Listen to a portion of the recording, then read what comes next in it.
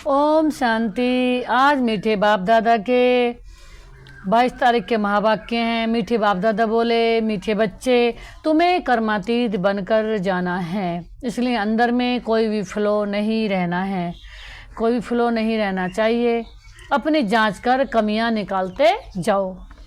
बाबा ने कहा जांच करो और कमियां निकालते जाओ। आज प्रश्न में बाबा ने दिया, किस अवस्था को जमाने में मेहनत लगती है, उसका पुरुषार्थ क्या है। बाबा ने उत्तर में दिया, इन आँखों से देखने वाली कोई भी चीज़ सामने न आए, देखते भी ना देखो, देह में रहते देहाभिमानी रहो।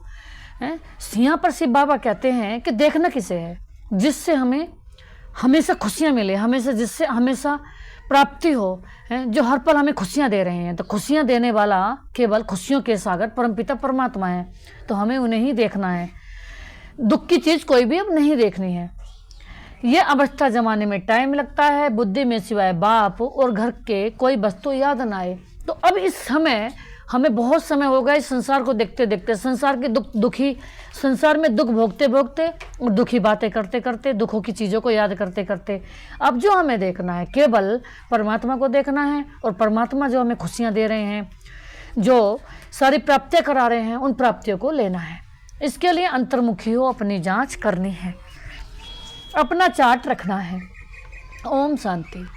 मीठे मीठे सिकीला दे रूहानी बच्चे, यह तो जानते हैं कि हम अपनी दैवी राजधानी स्थापन कर रहे हैं। इसमें राजाएं भी हैं तो प्रजा भी है। पुरुषार्थ तो सब करते हैं, तो जो जास्ती पुरुषार्थ करते हैं वे जास्ती प्राइज लेते हैं। यह तो एक कॉमन कायदा है ना, ये कोई नई बात नहीं है। इसको दैवी बगीचा कहो व राजधानी कहो। बाबा ने कहा बात एक ही है, ये दैवी बगीचा बन रहा है, चाहे देवी देवताओं की राजधानी कह दो, बात एक ही है। अभी ये कलयुगी बगीचा अथवा कांटों का जंगल है, उसमें कोई भी बहुत फल देने वाले झाड़ होते हैं, कोई कम देने वाले होते हैं, कोई कम रस वाले आम होते हैं, कोई कैसे होते हैं। आज बाबा ने कितनी सुंदर बात बताई। जैसे एक फलों के वृक्ष होते हैं, मान लीजिए आम का ही वृक्ष है, उसमें वैरायटी आम होते हैं, कोई ज़्यादा मीठा रस वाला आम होता है, कोई कम रस वाला आम होता है। तो बाबा कहते हैं ऐसे ही सबसे ज़्यादा रस वाला होगा उसका इतना ही प्यारा लगेगा, वो इतना ही अच्छा नाम होगा उसका। ऐसे ही हम मनुष्य आत्माएं भी, तो जितना अनंत हर पल रोम रोम में बाबा की याद बसी ही होगी, अगर जितना हमारे रोम रोम में बाबा होंगे और रोम रोम में बाबा से प्यार होगा, प्यार के सागर तो बाबा ही हैं, और जितना हम उस बाबा से प्यार करते रहेंगे तो इतना ही हमसे लोगों को प्यार मिलता रहेगा। तो बाबा कहते हैं कि फूलों के फलों के ऐसे भिन्न भिन्न प्रकार के झाड़ होते हैं, वैसे भी तुम बच्चों में भी नंबरवार पुरुषार्थ अनुसार हैं। कोई बहुत अच्छा फल देते हैं, कोई हल्का फल देते हैं, भिन्न भिन्न झाड़ होते हैं ना। ये फल देने वाला बगीचा है, इस दैवी झाड़ की स्थापना हो रही है, अथवा फूलों के बगीचे की स्थापना हो रही है। कल्प पहले मिसल, आहिस्ते आहिस्ते मीठे खुशबूदार भी बन रहे हैं। बाबा ने कहा खुशबूदार भी बन रहे हैं नंबरवार पुरुषार्थ अनुसार। खुशबूदार कौन बनते हैं? जो बाबा के समीप हैं। बाबा एवर खुशबूदार है। अब जो जितना हम बाबा के समीप रहेंगे, अगर हमेशा बाबा के समीप रहते हैं तो हमेशा बाबा से हमें खुशबू मिलती रहती है, और जो हमें खुशबू मिलती है तो हम दूसरों को भी वो खुशबू बाबा की, अपने एवर प्योर बाबा की खुशबू देते रहते हैं, जो मेरे शिव बाबा हैं। बाबा कहते हैं सब वैरायटी है ना, बाप के पास भी आते हैं बाप का मुखड़ा देखने। ये तो जरूर समझते हो ना, बाबा हमको स्वर्ग का मालिक बनाते हैं, ये बच्चों को निश्चय है जरूर। बेहद का बाबा हमको बेहद का मालिक बना रहे हैं। मालिक बनने में खुशी भी बहुत होती है, हद के मालिक बनने में दुख है। ये खेल ही सुख और दुख का बना हुआ है, और यह भी भारतवासियों के लिए ही है। बच्चों को बाबा कहे पहले अपना घर तो संभालो, घर पर धनी की नज़र रहती है ना। तो बाप भी एक एक बच्चे को बैठ देखते हैं, इनमें कौन कौन से गुण हैं और कौन कौन से अवगुण हैं। बच्चे खुद भी जानते हैं। बाबा अगर कहे कि बच्चे तुम सब अपनी अपनी खामियां आप ही लिख कर आओ, तो खुद झट लिख सकते हैं। हम अपने में क्या क्या खामी समझते हैं, कोई ना कोई खामी है जरूर। बाबा ने कहा खामी ये है, अगर बाबा के अलावा अंश मात्र भी हम किसी देहधारी को महत्व दे रहे हैं तो उससे दुखी तो मिलता है। बाबा के अलावा अंश मात्र भी किसी सुख मिलने वाला तो है नहीं। तो हम ये देखना है हमें कि हम जो महत्व दे रहे हैं वो बाबा के अलावा किसी वस्तु व्यक्ति वैभव को महत्व तो नहीं दे रहे, कि अपना घाटा तो नहीं कर रहे। किसी के देह में आकर के अपना घाटा तो नहीं कर रहे, नुकसान तो नहीं कर रहे। मुख्य सब खामियां होती ही हैं।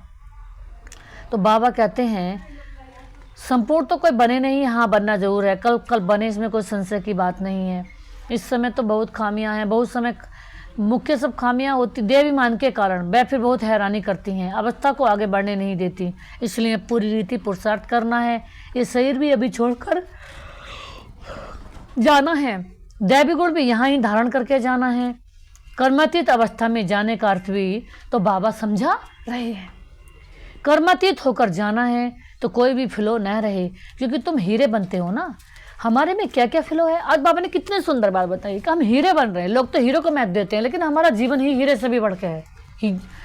बाबा ने कहा अनंत हीरे समान हमारा जीवन है, इसमें एक आध हीरे की बात नहीं है। बाबा ने कहा सतयुग में तो हीरो के महल होंगे ना, हीरो के कपड़े, हीरो के महल, 56 प्रकार के भोजन और सोने के रुपए होंगे, अथाह अथाह धन प्राप्ति होगी, अथाह सुख होगा।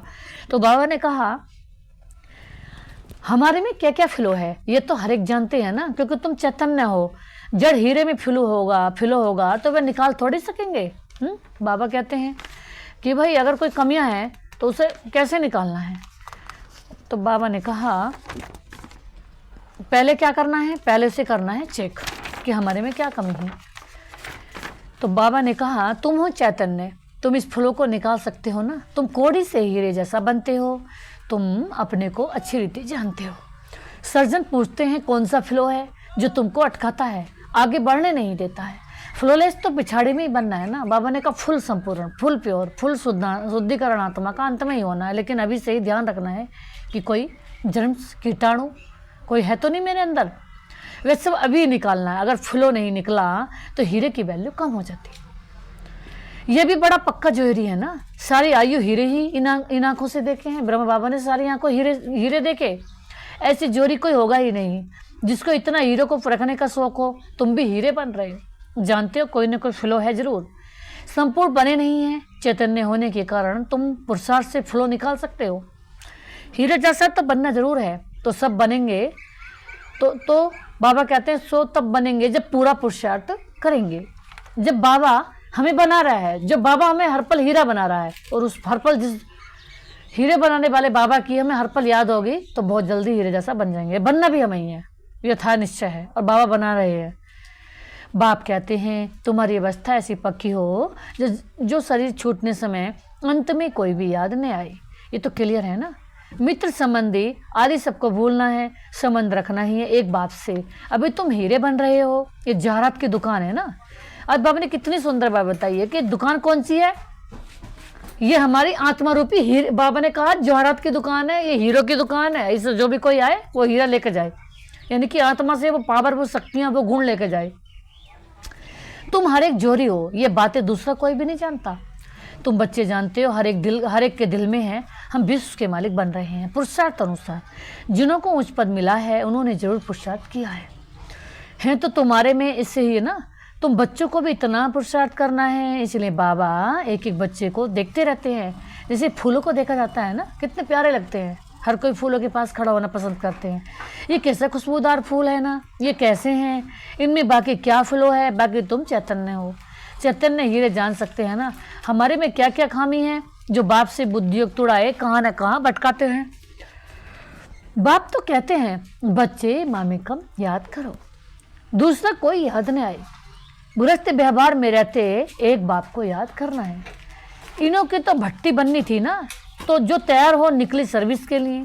देखते पुराने जो हैं वह अच्छी सर्विस कर रहे हैं, थोड़े नए भी ऐड होते जाते हैं। पुरानों की भट्टी बननी थी ना, भल पुराने हैं तो भी खामियां हैं जरूर। हर एक अपने दिल में समझते हैं कि बाबा जो अवस्था बनाने के लिए कहते हैं वे अभी बनी नहीं। एम ऑब्जेक्ट तो बाप समझाते हैं। बाबा ने बता दिया कि तुम लक्ष्मी नारायण जैसा बन रहे हो। बाबा ने कहा भी आठ की मड़का का भी माले भी फिक्स नहीं हुए हैं, बन सकते हो। तो सबसे जास्ती खाद है देवीमान की, तो हमें निश्चय है कि हम ही थे, वो मड़का के माले हम ही थे। सेकंड मम्मा महालक्ष्मी थे, नारायण जैसे थे। तो तभी देह की तरफ बुद्धि चली जाती है। सबसे जास्ती खाद है देवीमान की। बाबा ने बहुत सुंदर बताई, देवीमान की खाद है। देह में होते हुए भी देवीमान ही बनना है। इन आंखों से देखने वाली चीज कोई भी सामने न आई। ऐसी अवस्था जमानी है हमारी बुद्धि में सिवाय एक बाप के और कोई शांति धाम के और कोई भी वस्तु याद ना आए। एक बाबा की कुछ भी चीज़ याद ना आए। जिस बाबा से हमें अनंत अनंत मिल रहा है, अनंत प्राप्तियाँ हो रही हैं, अनंत सम्मान मिल रहा है, अनंत खुशियाँ मिल रही हैं, अनलिमिटेड बाबा ने कहा सुख सुविधाएं मिल रही हैं, अनकंडीशनल मिल रही हैं, इसमें कोई कंडीशन नहीं। भगवान हमसे कभी कोई कंडीशन नहीं करते, अगर ये करोगे तो मैं तुम्हारे लिए करूँगा। ये इंसान करते हैं, लेकिन भगवान हमें हमेशा हर कंडीशन में हमें ही देते हैं, हर पल देते हैं। तो ऐसे बाबा ने कहा कभी भूल से भी भूल के नहीं बोलना चाहिए, कुछ भी साथ नहीं ले जाना है। पहले हम नए संबंध में आए, अभी है पुराना संबंध, पुराने संबंध की जरा भी याद नहीं आई। गायन भी है ना, अंतकाल जो बाबा ने कहा किसी और की याद आई। अभी एक ही बात है, गीत तो कलयुगी मनुष्यों ने बनाई है ना, परंतु वे समझते थोड़े ही हैं। मूल बात बाबा समझाते, एक बाप के सिवाय और कोई की याद नहीं आए। एक बाप की याद से तुम्हारे पाप कट जाएंगे और पवित्र हीरे बनेंगे। कोई पत्थर तो बहुत वैल्यूबल होते हैं, मणिक भी वैल्यूबल होते हैं। बाप अपने सभी बच्चों का वैल्यू ऊँच करते रहते हैं, अपनी जांच करनी होती है। बाप कहते हैं अंतर्मुख हो, अपने में देखो हमारे में क्या खामी है। तो वो कह रहे हैं कि देखो क्या खामी है, कहाँ तक देवाभिमान है। बाबा पुरुषार्थ के लिए भिन्न भिन्न युक्तियाँ समझाते रहते हैं। जितना हो सके एक की ही याद रहे, बल कितने भी प्यारे हो, खूबसूरत बच्चे बहुत लवली हो तो भी किसकी याद नहीं आई। बाबा ने कहा खूबसूरत हैं, लवली हैं, लेकिन बनाया किसने? हमें ऐसे बाबा ने बनाया, इतना बुद्धिमान, इतना खूबसूरत, इतना अच्छा, इतना शुद्ध, इतना प्योर। तो ऐसे बाबा की याद आती रहनी चाहिए, जिन्होंने हमें ऐसा बनाया, इतने अनंत एहसान करे। यहाँ की कोई भी चीज़ याद न आए। बाबा बार बार कह रहे हैं यहाँ की कोई भी चीज़ याद न आए। ये कलयुग की दुनिया है, इसमें सड़ांत है, बदबू है। कोई बच्चों में बहुत मोह रहता है, कोई के बच्चों में बहुत, बाबा ने कहा कोई बच्चों में बहुत मोह रहता है। बाप कहते हैं उन सबसे ममत मिटाए, एक की याद रखो। नहीं, बाबा ने कहा कलयुग के बच्चे हैं, कभी सुख देने वाले नहीं हैं, क्यों हम इनमें बुद्धि लगाएं, क्यों इनके चक्कर में पड़ें। भगवान जब हमें भगवान सजनी के रूप में, पत्नी के रूप में, बच्चों के रूप में, दोस्त के रूप में, भगवान ने हमें सब रूपों से पालना है। और बल्कि भगवान ये कहता बच्चा भी बनाना है तो मुझे बनाओ। यानी कि इस संसार का कौन सा संबंध ऐसा है जो भगवान से हम नहीं बना सकते, हर प्रकार का। अगर भगवान को बच्चे बनाओगे तो उसने कहा कि हर पल मैं आपको सुखों से माला माल कर दूंगा।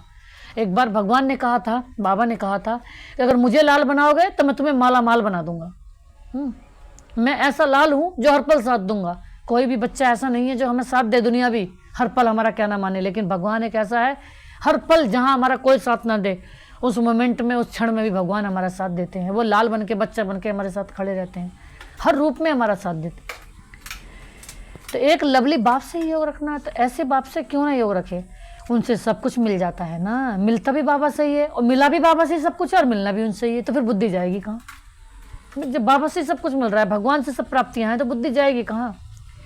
योग से तुम लवली बनते हो, लवली आत्मा बनती है। बाप लवली प्योर है ना, आत्मा को लवली प्योर बनाने के लिए बाप कहते हैं बच्चे जितना मुझे याद करेंगे तुम अथाय लवली बनेंगे। आज बाबा ने बहुत अच्छी बताई कि अथाय लवली, अथाय प्यारे, तुम इतने लवली बनते हो जो तुम देवी देवताओं की अब तक पूजा हो रही है, हैं? अब तक हमारी पूजा हो रही, दुनिया पूजा कर रही है, तो वो प्यारे थे ना, वो वरदानी थे, बहुत लवली बनते हैं ना। बाबा कहते हैं आधा कल तुम राज्य करते हो और फिर आधा कल तुम ही पूजे जाते हो, तुम खुद ही पुजारी बन, आप ही चित्रों को पूजते हो, तुम हो सबसे लवली बनने वाले। परंतु जब लवली बाप को अच्छी रीति याद करेंगे तभी लवली बनेंगे, जब उस लवली बाप को हमेशा याद करेंगे, सिवाय एक बाप के और कोई याद नहीं आए। तो अपनी जांच करो कि बाप को बहुत लब से याद करते हो, प्यार से याद। बाबा से प्यारा कोई और तो नहीं कर दिया, बाबा से ज़्यादा जिगरी दिलवर, क्योंकि बाबा जितना दिलवर कोई नहीं है। बाप की याद में प्रेम के आंसू आ जाते हैं, तूफान तो बहुत आते हैं। बाबा कहते हैं बाबा की याद में आंसू आते हैं। बाबा से इतना प्यार होना चाहिए कि बाबा मेरे तो आपके सिवाय दूसरा कोई नहीं है, और कोई की याद न आए, माया के तूफान न आए। तूफान तो बहुत आते हैं ना, अपने ऊपर बहुत जांच रखनी है। हमारा अल्लाह बाप के सिवाय और कोई तरफ नहीं हो जाता। भल कितनी भी प्यारी चीज़ हो तो भी एक बाप की याद आए। तुम सब एक मासूक के आशिक बनते हो।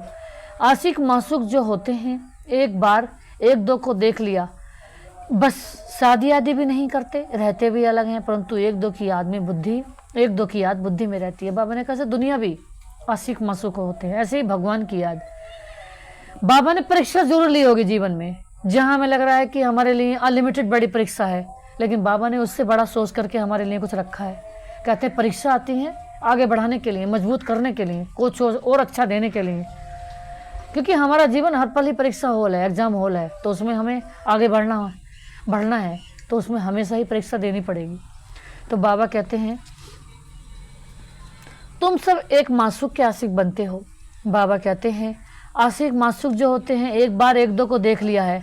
बाबा ने कहा अभी तुम जानते हो हम सब आशिक हैं उस मासूक के। बाबा ने कहा उस मासूक को तुम भक्ति मार्ग में बहुत याद करते थे, यहाँ भी तुम्हें बहुत याद करना है, जबकि वे सम्मुख हैं। अब तो बाबा हमारे सम्मुख हैं। बाप कहते हैं मामे कम याद करो तो तुम्हारा बेड़ा पार हो जाएगा। इसमें संशय की कोई बात नहीं है। भगवान से मिलने के लिए सब भक्ति करते हैं। यहाँ कोई बच्चे तो बहुत हड्डी सर्विस करते हैं, सर्विस के लिए जैसे एकदम तड़पते हैं, बहुत मेहनत करते हैं। ये भी तुम जानते हो कि बड़े आदमी इतना नहीं समझ सकेंगे, परंतु तुम्हारे मेहनत कोई व्यर्थ नहीं जाती। आज बाबा ने कहा कुछ मेहनत बहुत करते हैं, बाबा के लिए तड़फन होती है उन्हें, तड़फ। कुछ समझदार लायक बनते हैं, फिर बाबा के आगे आते हैं। तुम समझते हो ये लायक है व नहीं। आज बाबा ने कहा आप एक दो में समझ सकते हैं, दृष्टि तो उन्हों को तुम बच्चों से मिलती है ना। श्रृंगार करने वाले तुम बच्चे हो, जो भी यहाँ आए हुए हो उन सबको तुम बच्चों ने श्रृंगार कराया है, बाबा ने तुमको कराया है। आज बाबा ने बताया जो हम इष्ट हैं, माला के मड़के बनने वाले हैं, वर्ल्ड के पूर्वज हैं, बाप समान हैं, सबके आधारमूर्त उद्धारमूर्त जो हम आत्माएं हैं, हमारा भगवान ने श्रृंगार करा। हर पल उन्होंने हमें गुणों से सजाया। अब हमें सारी दुनिया को गुण रूपी श्रृंगार से सजाना है। तुम फिर औरों को श्रृंगार कराए ले जाते हो, बाप और फ्रीन देते हैं। जैसा श्रृंगार किया है ऐसे ही औरों को भी कराते हैं। बाबा कहते हैं बल्कि अपने से भी औरों को अच्छा करा सकते हैं। बाबा ने कहा और अच्छा कराओ। सबकी अपनी अपनी तकदीर है ना। कोई समझने वाले समझाते, कोई समझने वाले समझाने वालों से भी तीखे हो जाते हैं। और उनकी अपनी किस्मत है, समझते हैं इनसे हम अच्छा समझा सकते हैं। समझाने का नशा चढ़ता है तो फिर निकल पड़ते हैं ना। बाप दादा दोनों के दिल पर चढ़ सकते हैं। बहुत नए हैं जो पुरानों से भी तीखे हैं। बाबा ने कहा कांटों से अच्छा फूल बन पड़े हैं, इसलिए बाबा एक एक को बैठ देखते हैं इसमें क्या क्या कमी है, ये कमी इनमें निकल जाए तो बहुत अच्छी सर्विस करें। बाबा ने कहा कई को बाबा ने देख लिया है कि बस पता नहीं एक छोटी सी कमी अगर निकल जाए तो बहुत अच्छी सर्विस करें। बागवान है ना, दिल होता है उठकर पिछाड़ी में भी जाकर देखूं, क्योंकि पिछाड़ी में ही जाकर बैठते हैं ना। अच्छे महारथियों को तो फ्रंट में बैठना चाहिए। आज बाबा महारथियों को कह रहे हैं कि फ्रंट में बैठना चाहिए, सामने बैठना चाहिए। इसमें किसको धक्का आने की तो बात ही नहीं है। अगर धक्का आएगा रूठेंगे तो अपनी तकदीर से रूठेंगे। अगर मान लीजिए सामने हम बैठ रहे हैं, कहीं बहुत सारी भीड़ है, बहुत सारे लोग आए हुए हैं, प्रोग्राम से हो रहा है, तो उसमें कोई बात नहीं, अगर हमें आगे सीट मिल रही है तो अच्छी बात है। तो उसमें ये नहीं है कि हमें परेशानी मिली, कोई और भी बैठ रहा है उसे भी चांस दे दो। सामने फूलों को देख देख अथाह खुशी होती है ना, क्योंकि आगे जब महारथी यानी कि हम श्रेष्ठ आत्माएं जब आगे बैठती हैं तो उनको सब लोग देखते हैं, उनको फॉलो करते हैं। तो हमें हमेशा बाबा कहते हैं कि हमें फॉलो करें, संसार हमें फॉलो करें, हमें ऐसे इसलिए हमेशा फ्रंट पर रहना है, वर्ल्ड स्टेज पर रहना है। ये बहुत बाबा कहते हैं ये बड़ा अच्छा है, इसमें थोड़ा डिफेक्ट है, ये बहुत अच्छा साफ है, इनमें अंदर कोई जंग जमी पड़ी है, वे तो सारा कचरा निकालना है ना। बाप जैसा लब कोई नहीं रहता। स्त्री को भी पति से लब रहता है ना, पति का इतना नहीं होता। वह तो दूसरी तीसरी स्त्री कर लेते हैं, स्त्री को तो पति गया बस या हुसैन करती रहती है। पुरुषों के लिए तो एक जूती गई और कर लेंगे, शरीर का ज्योति कहा जाता है। शिव बाबा को भी लॉन्ग बूट है ना। अब तुम बच्चे समझते हो हम बाबा को याद करेंगे, फर्स्ट क्लास बनेंगे। कोई फैशनेबल होते हैं तो जूतियाँ भी 4-5 रखते हैं, नहीं तो आत्मा की जूती एक है, पाँव की जूती भी एक होनी चाहिए, परंतु ये फैशन पड़ गया है। अभी तुम समझते हो बाप से हम क्या बरसा पाते हैं। हम उस पैराडाइज के मालिक बन रहे हैं। हेवन को कहा जाता है वंडर ऑफ वर्ल्ड, जो हेवनली गॉड फादर ही हेवन स्थापन करते हैं ना। अब बाबा कह रहे हैं अब तुम प्रैक्टिकल में श्रीमत पर अपने लिए स्वर्ग की स्थापना कर रहे हो। यहाँ तो कितने बड़े बड़े महल बनाते हैं, ये सब खत्म हो जाए। बाबा ने कहा 100 मंजिल महल भी बन रहे हैं, लेकिन स्वर्ग के सामने तो इनकी कुछ भी वैल्यू नहीं है, कुछ भी इनमें एहसास नहीं है, कुछ भी इनमें सुविधा नहीं है। स्वर्ग में सब फर्स्ट क्लास सुविधा है और यहाँ टेम्परेरी है, यहाँ नकल की गई, कॉपी की गई है। तो बाबा कहते हैं ये सब वहाँ क्या करेंगे, दिल में आना चाहिए। यहाँ तो हमारे पास कुछ भी नहीं है, वैसे भल बाहर में ग्रस्त में रहते हैं, यहाँ भी समझते हैं सब कुछ बाबा का है, हमारे पास तो कुछ भी नहीं है, हम ट्रस्टी हैं। ट्रस्टी कुछ भी नहीं रखते हैं, बाबा ही मालिक है ना, ये सब कुछ बाबा का है ना। घर में रहते भी ऐसे समझो, साहूकारी की बुद्धि में तो यह बातें आ ना सके। बाबा कहते ट्रस्टी ही रहो, कुछ भी करो बाबा का इशारा देते रहो। लिखते हैं ना, बाबा मकान बनाओ, बाबा कहते भले बनाओ, ट्रस्टी होकर रहो। बाप तो बैठे हैं ना, बाप जाएंगे तो सब इकट्ठे जाएंगे ना अपने घर, फिर तुम चले जाएंगे अपनी राजधानी में। हमको फिर कल्प कल्प अपना आना ही है, पावन बनाने। बाबा कह रहे हैं मुझे तो आना ही है, अपने समय पर आता हूँ। अच्छा, मीठे मीठे सिकेला दे बच्चों प्रति माता पिता बाप दादा का याद प्यार और गुड मॉर्निंग। नमस्ते बाबा, नमस्ते, शुक्रिया बाबा, शुक्रिया। बाबा का था शुक्रिया। धारणा के लिए मुख्य सार है, पहली पॉइंट्स है, सभी से ममता निकाल, एक लवली बाप को याद करना है। अंतर्मुखी हो, अपनी कमियों की जांच कर निकालना है। वैल्यूबल हीरा बनना है। सेकंड में बाबा ने दिया, जैसे बाप ने हमें बच्चों का श्रृंगार किया है, ऐसे सबका श्रृंगार हमें करना है। ज्ञान गुणों से कांटों को फूल बनाने की सेवा में लग जाना है, ट्रस्टी होकर रहना है। आज बाबा ने वरदान में दिया है, ब्राह्मण जीवन में एक वर्ता के पाठ द्वारा, ब्राह्मण जीवन में एक वर्ता के पाठ द्वारा रूहानी रॉयल्टी में रहने वाले संपूर्ण पवित्र भव। बाबा कहते ब्राह्मण जीवन में एक वर्ता, एक बाबा, दूसरा कोई नहीं। ब्राह्मण जीवन में एक बढ़ता, एक बाबा से ही सारे संबंध हो, अंश मात्र भी कहीं हमारा नजर न जाए, कहीं भी कहीं लगाव नहीं होना चाहिए, कोई अटैच नहीं, एक बाबा से ही सारा मोह, 100% मोह। बाबा कहते हैं, इसे बोलते हैं एक बढ़ता नारी। तो बाबा ने कहा ऐसे रूहानी रॉयल्टी में रहने वाले संपूर्ण पवित्र आत्मा, इस ब्राह्मण जीवन में एक बढ़ता का पाठ पक्का कर प्योरिटी की रॉयल्टी को धारण कर लो, तो सारे स्कल्प में ये रूहानी रॉयल्टी चलती रहेगी। बाबा ने कहा इस ब्राह्मण जीवन में एक बर्ता का पाठ पक्का कर प्योरिटी की रॉयल्टी को धारण कर लो। बाबा ने कहा एक बर्ता जो कहते हैं ना, एक बर्ता नारी होती है, यानी कि जो एक को ही मानती है, एक सेकंड भी, एक विचार भी उसका कभी सपने में भी भूल से भी किसी के प्रति दूसरा, कभी भूल से भी एक विचार भी उसका कभी किसी के प्रति नहीं आता, जो एक बर्ता होती है। तो हम एक बर्ता आत्माएं हैं जो भगवान के सिवाय अंश मात्र भी कहीं इधर कहीं भी कोई भी और दूसरा विचार करने वाली नहीं है। केवल हमारे विचारों में एक ही बाबा है, दूसरा कोई नहीं। आपकी रूहानी रॉयल्टी और प्योरिटी की चमक परमधाम में सर्व आत्माओं में श्रेष्ठ है। तो जो ऐसी महान आत्माएं हैं, जो ऐसी प्रकाशित आत्माएं रूहानी मणि हैं, उनकी चमक पूरे वर्ल्ड की जो आत्माएं हैं, जो बाबा के पास ही परमधाम में आत्माएं रहती हैं, उनमें सबसे अलग चमक है हमारी। आदिकाल देवता स्वरूप में थी, ये पर्सनैलिटी विशेष रही है। फिर मध्यकाल में भी आपके चित्रों की विधि पूर्वक पूजा हो रही है। फिर बाबा ने कहा हमारी पूजा कैसी हो रही, विधि पूर्वक। लोग इतने प्यार से, दिल से, बहुत प्यार से, साफ सफाई से हमारी रोज दिल ला करके पूजा करने जाते हैं। विधि पूर्वक हमारी पूजा होती है, जो हम बाबा को इतना विधि पूर्वक याद कर रहे हैं। इस संगम युग पर ब्राह्मण जीवन का आधार प्योरिटी के, बाबा ने कहा इस ब्राह्मण जीवन में, बाबा ने कहा संगम युग पर ब्राह्मण जीवन का आधार प्योरिटी के रॉयल्टी है। प्योरिटी ही रॉयल्टी है, पर्सनालिटी है। इसमें जब तक ब्राह्मण जीवन में जीना है तब तक संपूर्ण पवित्र रहना ही है, तब तक संपूर्ण पवित्र रहना है। कोई भी प्रकार की इम्प्योरिटी हमारे अंदर, हमारे मन में किसी के प्रति भी कोई भी लगाव नहीं रखना है। लगाव रखना है एक बाबा से, क्योंकि वही मेरे हैं सच में। तो हमें उस मेरे को, वो जो मेरे शिव बाबा हैं, उनके अलावा कोई भी मेरा हमारे अंदर टच न कर पाए। स्लोगन में आज बाबा ने दिया, अब आप सहनशीलता के देव और देवी बनो तो गाली देने वाले भी गले लगाएंगे। बाबा ने कहा बातें आएंगी हर प्रकार की, तो कोई भी, बाबा ने कहा जब हम सहनशील बनेंगे, जब सहनशीलता के देवी और देवता बनेंगे, तो कोई भी कैसी भी आत्मा आएगी उसे हम गले से लगा सकेंगे और उसे अपना बना सकेंगे। ओम शांति।